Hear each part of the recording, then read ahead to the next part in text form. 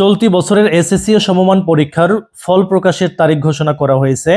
সব ঠিক থাকলে আগামী 10 জুলাই এই ফলাফল প্রকাশিত হবে। সোমবার 7 জুলাই সকালে ঢাকা মাধ্যমিক ও উচ্চ মাধ্যমিক শিক্ষা বোর্ডের পরীক্ষা নিয়ন্ত্রক এবং আন্তঃশিক্ষা বোর্ড পরীক্ষা নিয়ন্ত্রক উপকমিটির আহ্বায়ক অধ্যাপক এস.এম. কামাল উদ্দিন হায়দার এ তথ্য জানান। ফলাফল প্রকাশের দিন সকাল 10টা থেকে শিক্ষার্থীরা নিজ নিজ বোর্ডের ওয়েবসাইটে রোল ও রেজিস্ট্রেশন নম্বর দিয়ে ফল জানতে পারবে। এছাড়া নির্ধারিত ফরম্যাটে মোবাইল ফোনে SMS পাঠিয়েও ফল জানা যাবে। এবার সাধারণ 9টি শিক্ষা বোর্ডের অধীনে এসএসসি পরীক্ষা অংশ নিয়েছেন 14,90,142 জন।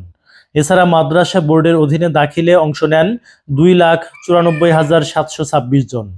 অপরদিকে কারিগরি বোর্ডের অধীনে পরীক্ষার্থী ছিলেন 1,43,313 জন।